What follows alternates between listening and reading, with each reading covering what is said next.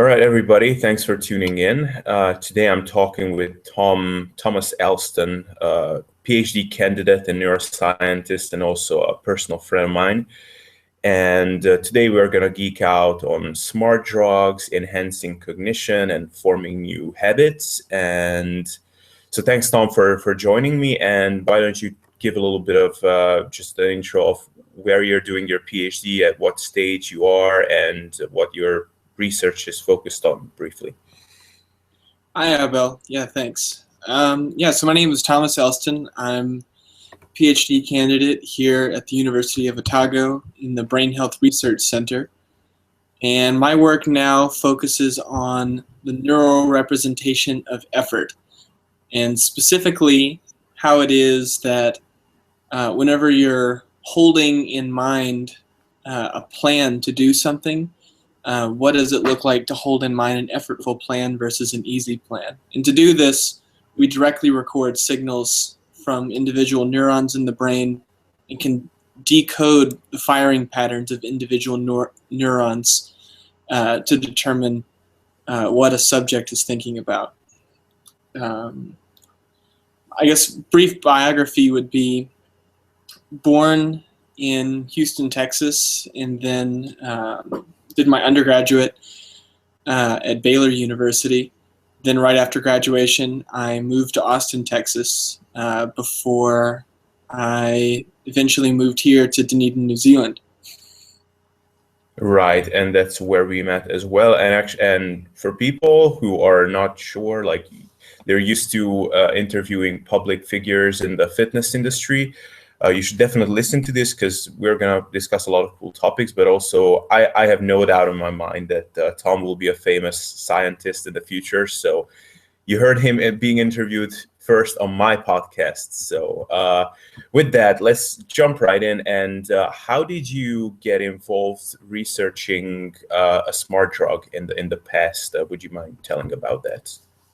Yeah, okay. So the long story short is that a friend and I used to own a small nootropics company. I think at the time, this was in like 2012, we were the fourth company to have an online store selling nootropics. And that, my friend who I started that business with was the person who introduced me to the concept. And when the whole idea of being able to take a drug, like in the movie Limitless, that turns you into from a bored, person doing nothing to someone who's super focused, doing all sorts of really interesting things, was appealing. Who wouldn't want that? So we did that for a while, and there are all sorts of interesting stories that come from operating a company that is kind of in the gray area. But it kind of culminated with doing a big experiment, which as for the honors component of my neuroscience undergraduate degree, where we actually tested in a double-blind condition the efficacy of nootropic drugs.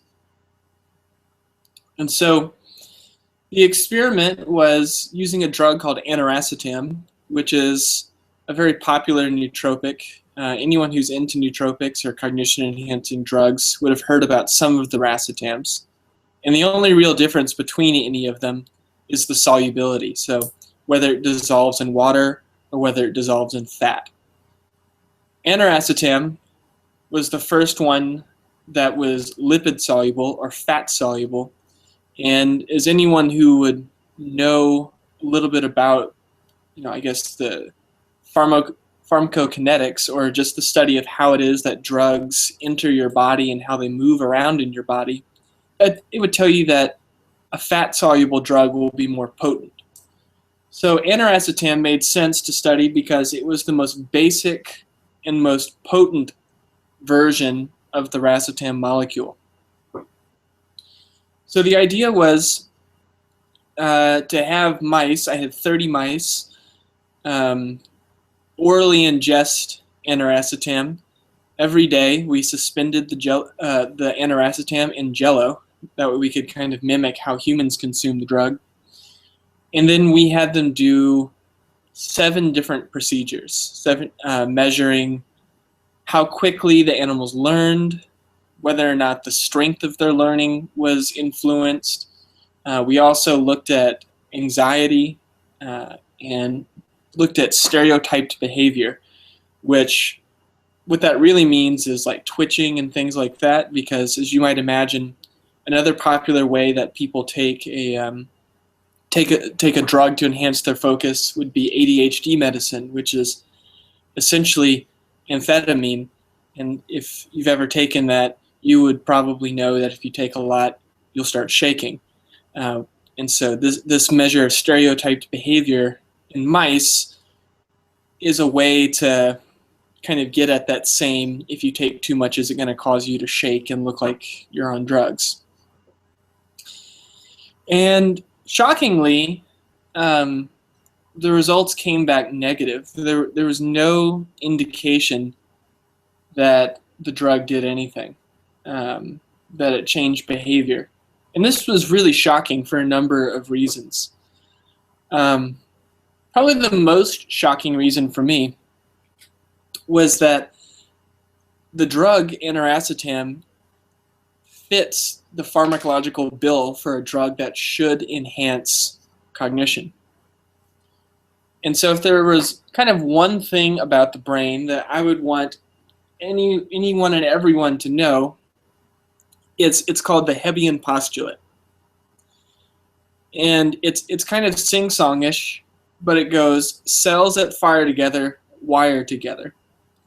So the easiest way to understand this would be if you think about classic Pavlovian conditioning, Pavlov's famous experiment where he conditioned the dogs to salivate when he would ring a bell.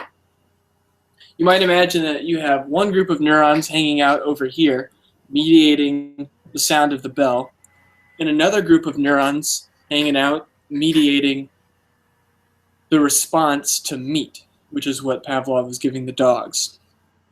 So the idea was that if you rang the bell and gave the dogs a steak, those two groups of neurons would fire and wire together and actually form a synapse or form a connection. And so the idea of the bell then is that you're just passing current through a wire that's already been formed. You're just flicking the switch, turning on the light bulb. So aniracetam, its mechanism of action is kind of the fundamental thing that's associated with this firing and wiring process, or the process of forming synapses, by acting on a specific receptor called the NMDA receptor. And in addition to that, there's some other good reasons to think that this drug would have an effect. I mean, the other thing that if you've ever looked this up on other websites that were selling this stuff, is that there are loads of studies showing that the drug has effects on impaired populations. So effectively what that means is that there are papers showing that by artificially inducing fetal alcohol syndrome into rat pups, so rat babies, aniracetam can reverse that. Or in humans with Alzheimer's, aniracetam has minor restorative effects for their cognition and for their learning. And so one thing that a lot of people do is to say, well, if it works on someone who's damaged, maybe it'll make me, who's healthy, just fine. And so I think that my core message with regard to aniracetam and smart drugs, or these drugs that are purporting to be smart drugs, is that if you are brain damaged, these drugs may help you, but if you're not, it's exceedingly unlikely that they will help you. And I know that no one wants to hear that, but it's kind of saying if you have much to gain, you will, but if you don't have much to gain, you won't. Right. So you worked in this company, and you sold some of these substances to people. I guess you said that you have a few cool stories, and we don't necessarily have to go down that route, but from your experience, what do people kind of expect from these smart drugs? what will they do to them? Hmm. The major thing, I should also say that luckily we were able to sell the company before I even started doing the experiments, just because I didn't want to have any kind of conflict of interest. But if you're asking about who the typical client was and what do they want from a smart drug, your typical client was a young person who uses the internet, or who is very internet savvy. Um, Typically, people would ask, oh, sorry, there's a big helicopter flying by. All right. But typically, people want the ability to be focused. That's what people really want. They want more focus, less anxiety. And they are expecting the drug to enhance their focus and reduce their anxiety.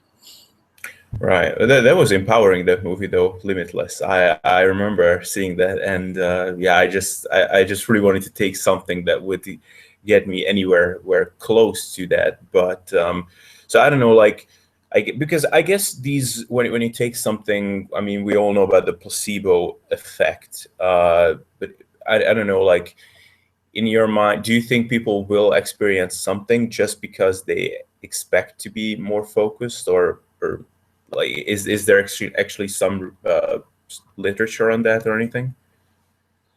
I mean, the placebo effect definitely is real.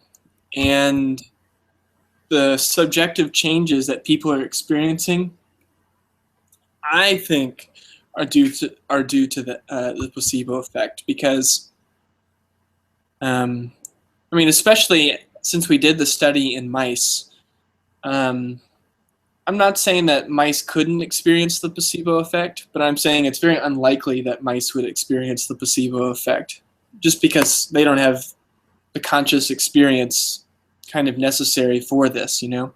Right.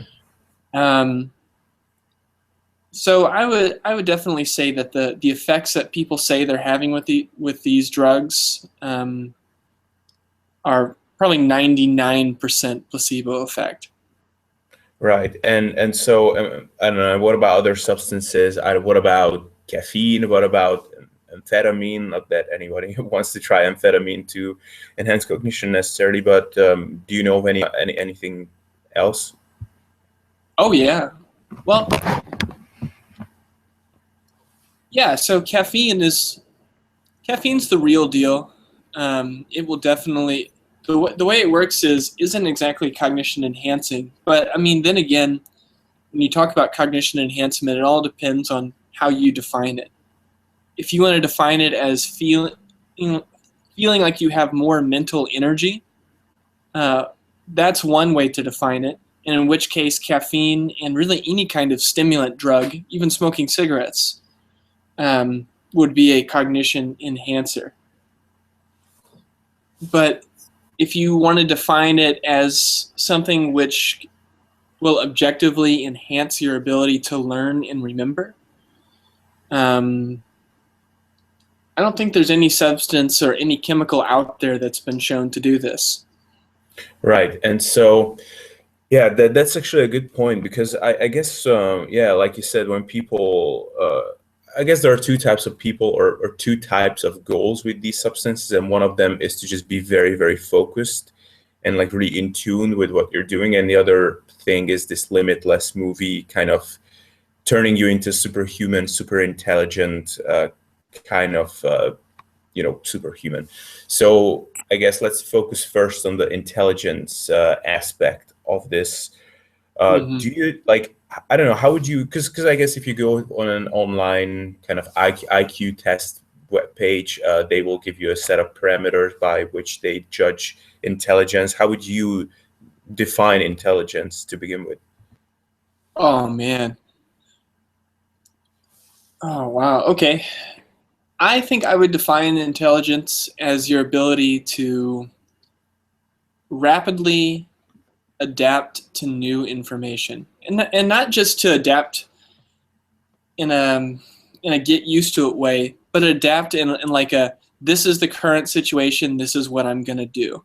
I would say intelligence is the opposite of paralysis by analysis. It's being able to take new things, take in new information, and use this new information to rapidly guide future choices. Okay, that's all right. And then, do you think so? So in a I don't know, like in a practical world situation, how would this look like? Someone, just let's take a simple example. I don't know, you can think of any, and like an intelligence versus a less intelligent person, how would they respond to that situation? Okay, so one situation that would fit here would be, let's say you go to China and you can't read Chinese and you need to learn the character symbol for bathroom. Even though you have no idea what the character symbol actually says, someone points it out to you and says, this symbol means bathroom. And your ability to only be told once would have something to do with your intelligence whenever you actually needed to find that symbol again. Right. And so do you think this ability can be enhanced, if not by smart drugs, then by training? Absolutely. I mean, one of the really interesting things here is this concept of neuroplasticity. And what this ultimately is about is how it is that your brain is able to change itself. Mm-hmm. So you remember I said a second ago, the firing and wiring together. The interesting thing about it is that you can actually kind of control this once you're aware of it. And you can kind of get in the habit of what you could almost say is lay the foundation for some types of learning which can be built upon later. And I'll give you I'll be more specific because that's vague. Let's say that you want to be able to study better, or you want to be able to learn faster, let's just say for school, because that's a common thing. One thing that you can do is that you can you can create a context, you can create things that will prime your brain for learning. And really I think that's getting at the core of your question of can people use this information in an active way to create positive behaviors for themselves. And so the main idea here is that whenever you're learning something, that learning is a unique brain state. You know, you might imagine that it's just like another gear in a car. And before you can go to fifth gear, you should cycle through the other ones. And if you always do something in the same environment, let's say you pick a very specific place that you always do your studying in. Anytime that you enter that environment, just the context of the place will prime your brain, if that makes sense. So it's really all about consistently associating a given place or a given thing with a desired behavior, and just doing that very, very repeatedly. So that can be, always studying in the same place and then using that place to prime you for your coming study. It could also be the same thing of like when you go to a concert, you're expecting to hear some cool music and have a nice time. And even before the band or the DJ starts, you're probably already feeling that kind of nice, good feeling. And the reason you're having that good feeling is because the context of the concert is priming you. And that prime, it's just kind of setting you up. It's heating up those brain circuits so that when the actual event does start, you don't have to warm up, just the situation itself gets you ready. Right. So we've all heard about kind of these general statements like it takes 3 months to form a new habit and these kind of things. Like, do you think there's an actual kind of repetition number behind this? No, I don't think there's a single repetition number, but and I think it's probably unique for each person. Though I would say if you want to get a good benchmark, if you wanted to come up with your number, how many repetitions you need to develop a conditioned response, an easy way to do that would be conditioning yourself to get out of bed the first time the alarm goes off and not the fifth time. Right. And I know this is going to sound crazy, but the way you can actually do this is you can lay on your bed and set an alarm on your phone to go off in like 10 seconds. And as soon as the alarm goes off, jump out of your bed. Just leap up. Even though it's probably the middle of the day when you do this. And just That do is that interesting. time and time and time again. You could do it for, let's say 20 times. And then what you would notice the next day, if it's a one-day thing for you, would be when your alarm goes off in the morning, your body would have been conditioned to jump up. Interesting. Okay, now I'm okay, go ahead. Yeah, so you can use this idea of creating conditioned responses in yourself to help you do anything. It's all about figuring out what is the target behavior that you want to create within yourself. That is super interesting. So let's say someone wanted to become a voracious studier. Could he be conditioning himself to study quantum physics by sitting down and routinely reading an hour of, let's say, I don't know, Netflix, or I don't know, like some kind of trashy text, but reading that really carefully for an hour every day? Would that be a good starting point? It could be. So when it comes to that kind of a thing, there are multiple ways of thinking about it. The way that at least worked for me in my studies was I would find a way to give myself like small little rewards as I would do something.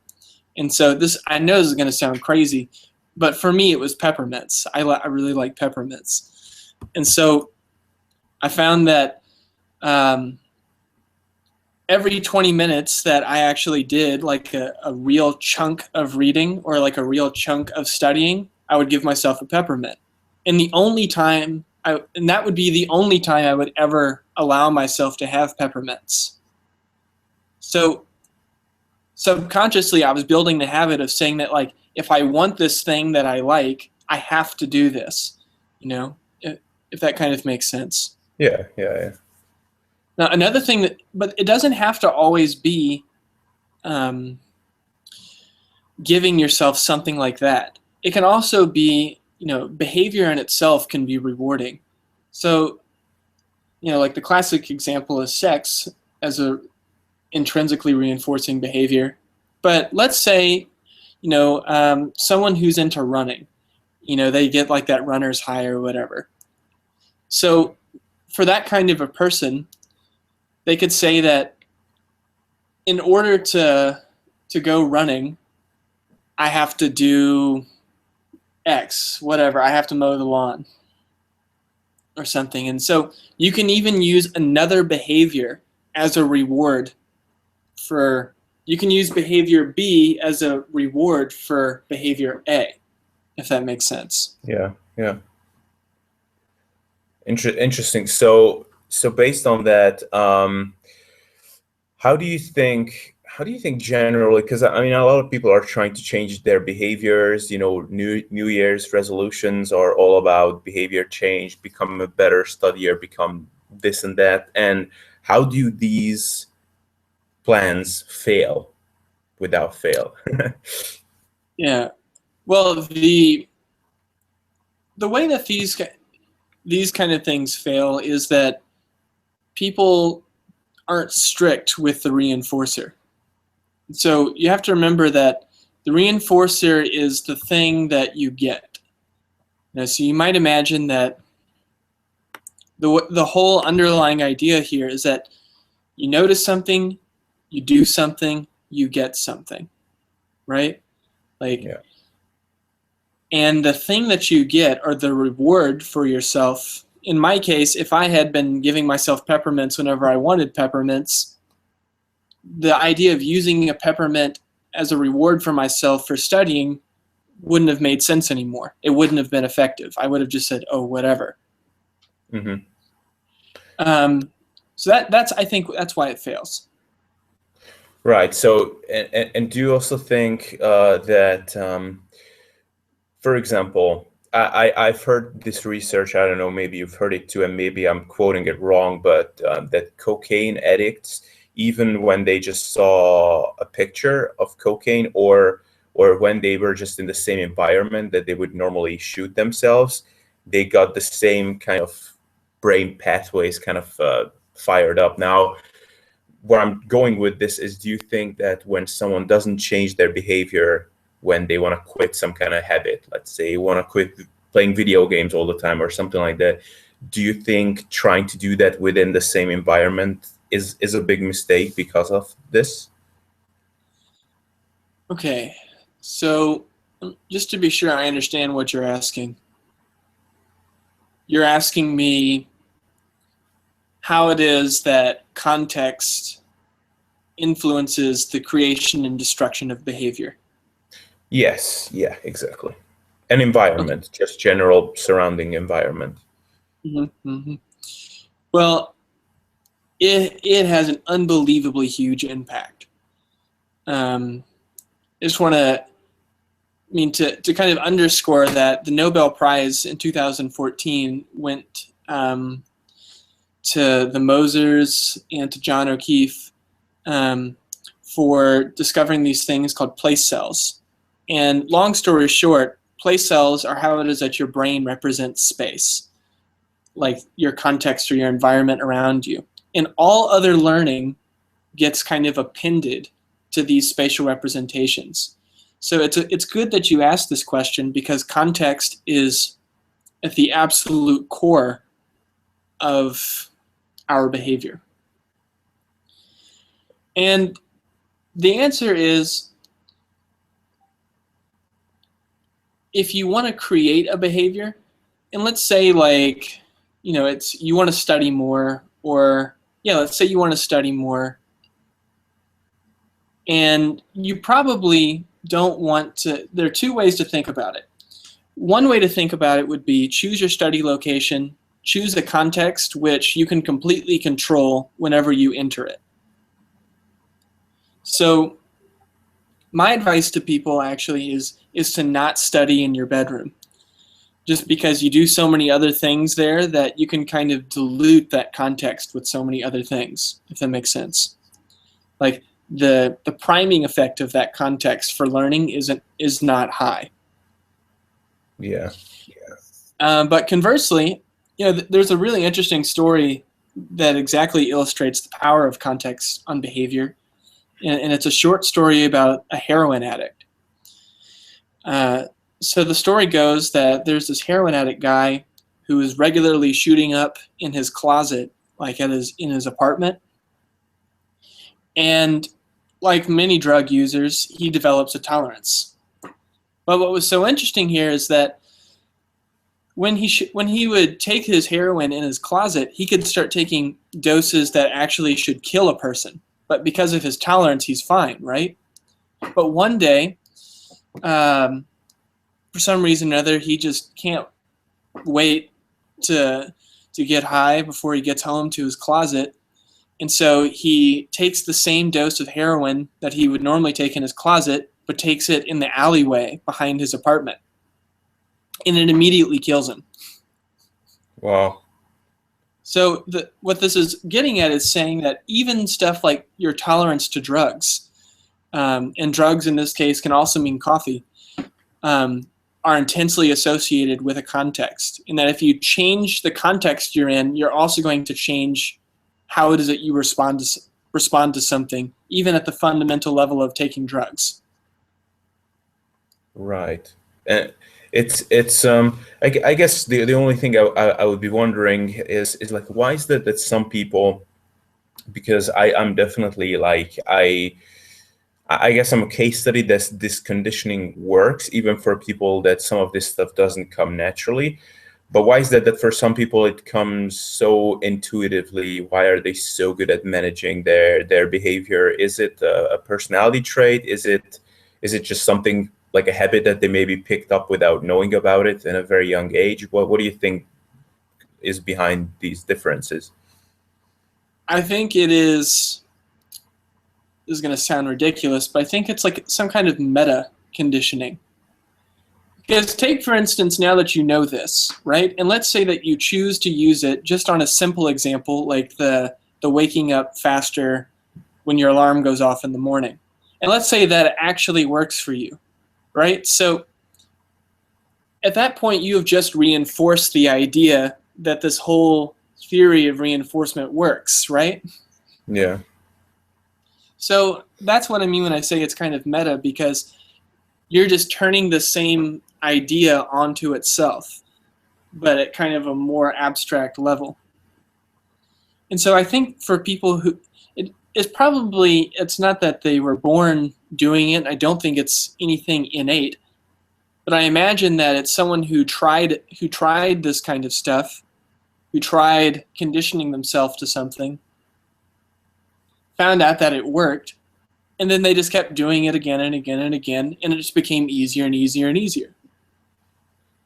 Right, and maybe the way, I mean, I guess psychologists always like to harp on, like, stuff, routine back to childhood and how their parents interacted, but maybe it has some basis on this, like maybe the way that their parents treated them and rewarded them when they did something was kind of on the premise of this kind of conditioning. Or could that be? Yeah, totally. I mean, another kind of interesting avenue in this is that, people talk about like self-control, as you said just a second ago, the ability to control your own behavior and whatnot. What that really, I think, kind of based on is like, what do you do when no one's watching? Like, can you actually handle the reality of personal freedom? Because many people, if you turn them loose, they're just going to destroy themselves. Oh yeah. And I think that happens just because, from a childhood point of view, maybe someone's parents didn't tell them good job whenever you as a child were in a situation where you had freedom and you were able to keep yourself together. Right. Yeah, it's kind of funny. Do you think it's also like, because for me it's always kind of a funny thing that people, sometimes I just wonder myself whenever I catch myself just scrolling through Facebook feed or something, like how it is even possible for me to be bored when I'm surrounded by this eternal fountain of knowledge from internet, books, everything. Like no other time in history did we have so much access to unlimited information and just cool stuff. Like how can people not use this? But people don't. I don't know. Is it this freedom thing again? We just cannot handle it? I think so, but I mean, it also gets into this reinforcement theory stuff. And the major thing here would be that people who are more likely to continue consuming information are people who, whenever they previously consumed information, benefited from it. So if you're just reading a bunch of internet articles that may, be kind of vaguely interesting, but they don't actually help you, or it doesn't in any way give you a way to change your behavior in a positive way or to change your thinking in a positive way, your brain will eventually just kind of like downgrade the importance of that type of content. And if this keeps on going, it will kind of downgrade the attributed importance to information on the internet in general. And so the way that the brain attributes value to different options that you could take is definitely one of my favorite topics. And the subject of some of my most recent experiments.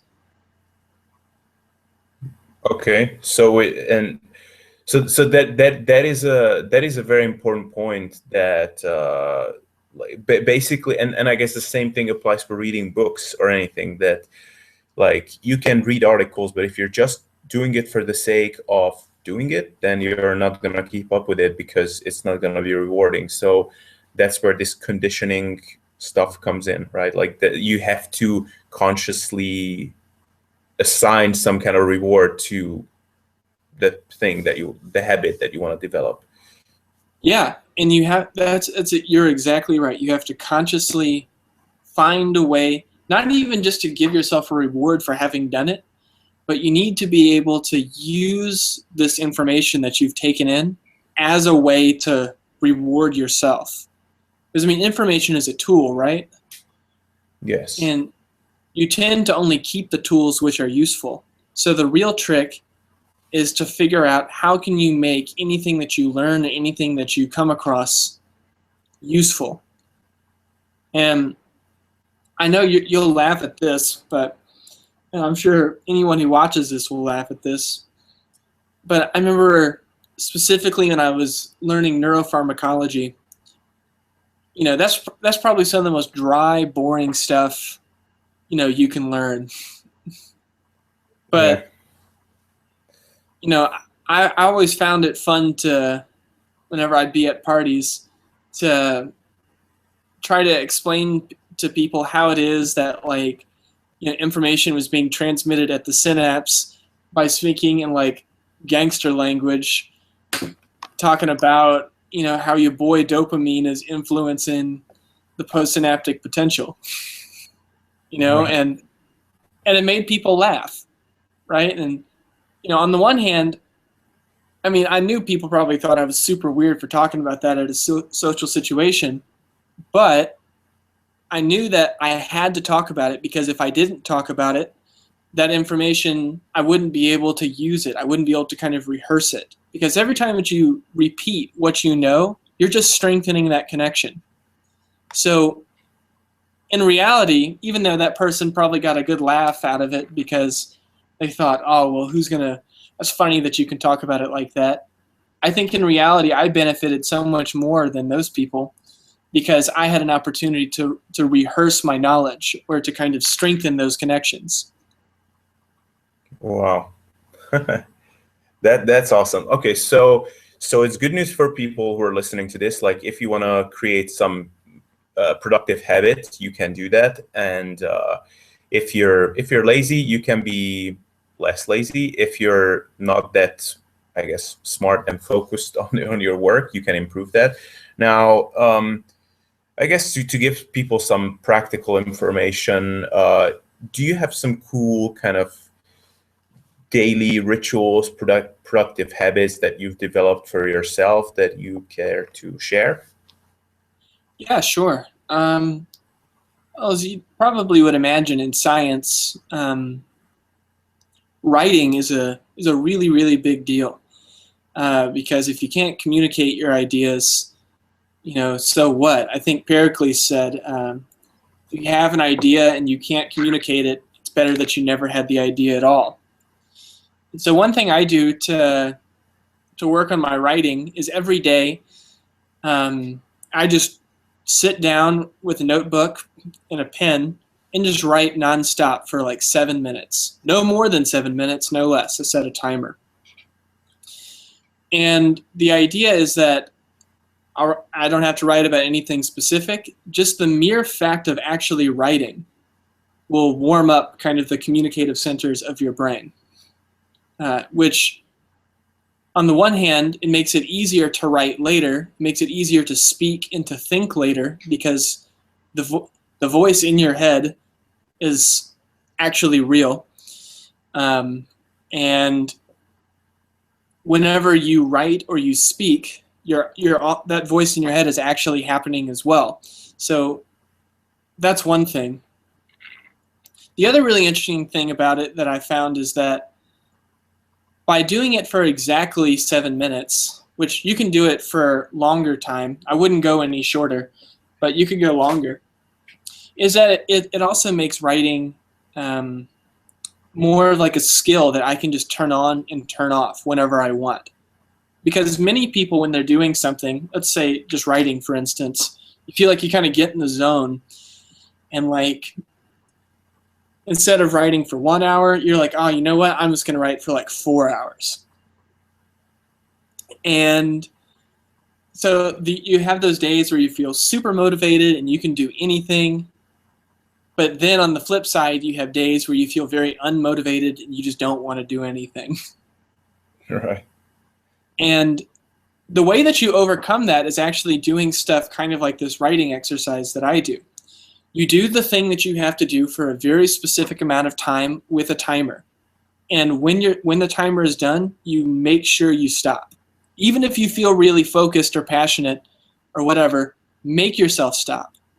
And the reason for this is that you kind of reinforce the idea in your own mind that whatever it is that you're trying to do, this is a skill that you have control over, and that you can turn it off and turn it on whenever you want. Wow. Okay, that is super interesting. And so in that vein, do you think that's the problem, I guess, with the typical student exam prep setup, is that procrastinating until the very last minute, until it can no longer be put on, or just postponed, and then study the crap out of a book? And I guess, I don't know, what do you think someone's conditioning themselves to when they're doing that? Not much. Not much. And what I'm getting at is that, it also kind of gets down to, for someone who's doing that, you have to ask yourself, how does this person truly value knowledge and information? And I don't just mean that in some kind of philosophic way, but let's say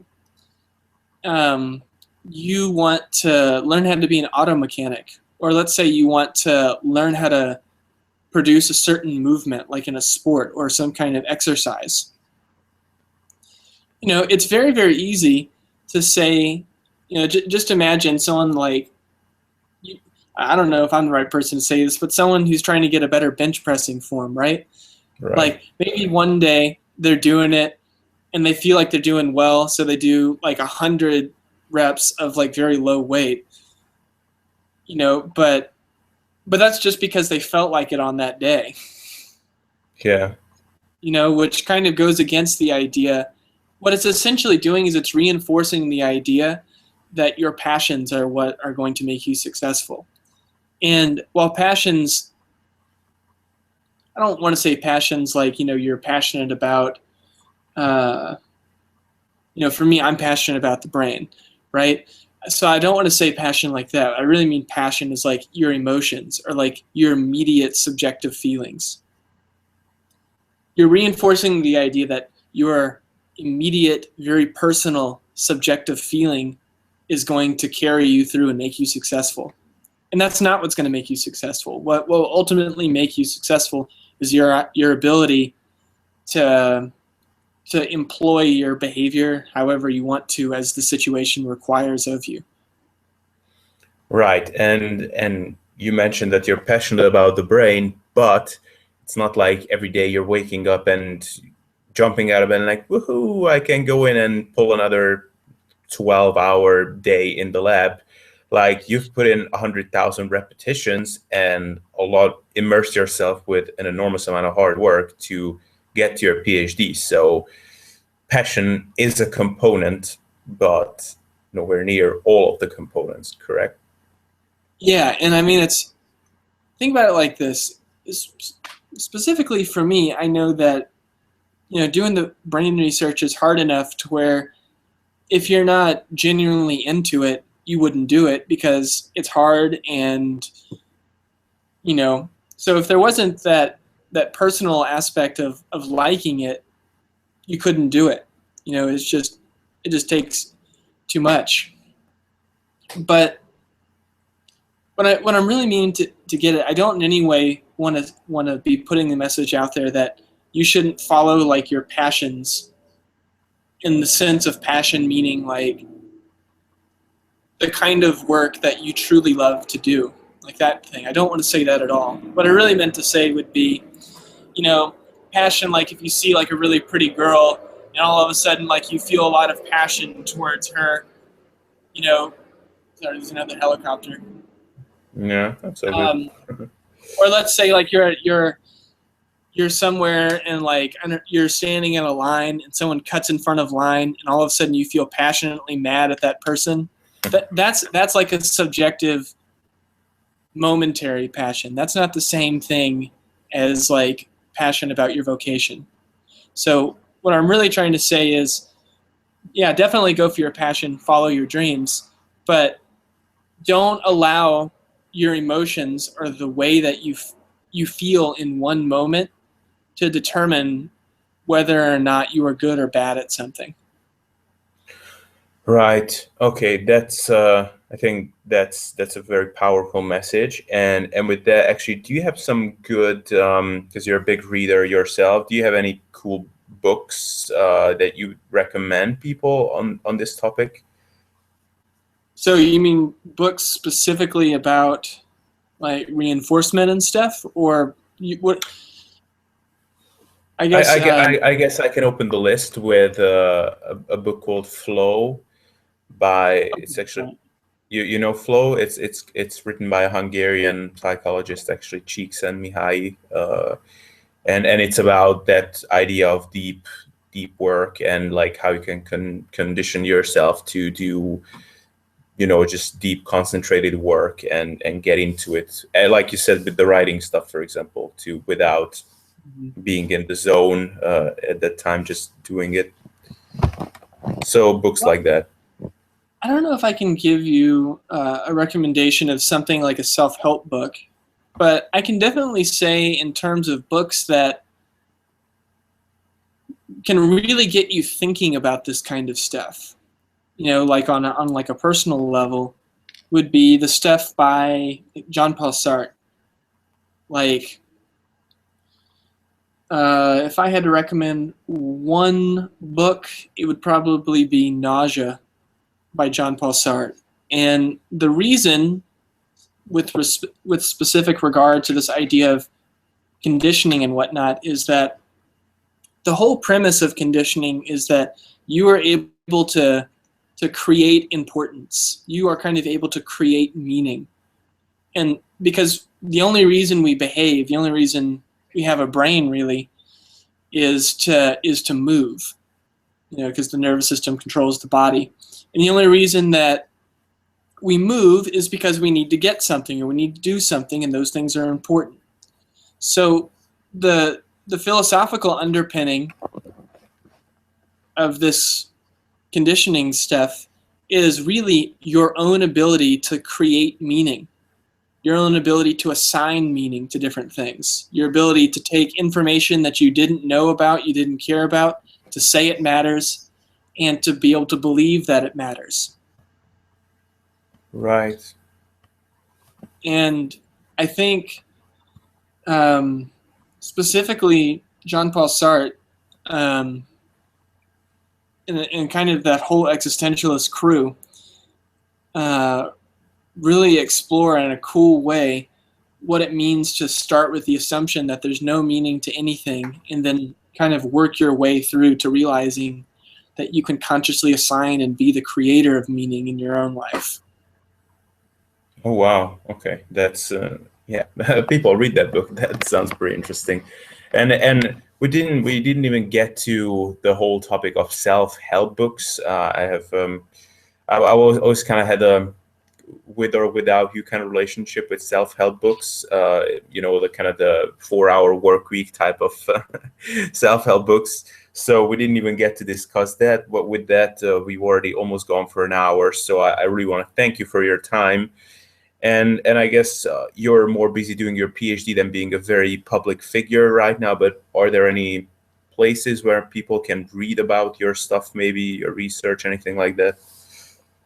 Yeah, I have a website, thomelston.com. On the topic of smart drugs, I have an article that's been published in the journal PLOS ONE. And I guess I also have a page here at the university at the Brain Health Research Center. So I think if you Googled like University of Otago Brain Health Research Center and looked at the people site, you could find me. Actually, it's kind of interesting. I'm about to start teaching a class on exactly this topic, starting in a few weeks. So I'll be teaching first-year university students about all the behavioral theory stuff that we've just been talking about. Oh, cool! You should get someone to record that and maybe post it somewhere. Would be super interesting, probably. Yeah, it'd be cool. Yeah, but thanks for having me and for setting this up, Abel.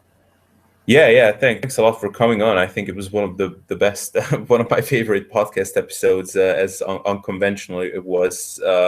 So yeah, thanks a lot for taking the time, and yeah, thanks everybody for tuning in, and I will see you guys next time.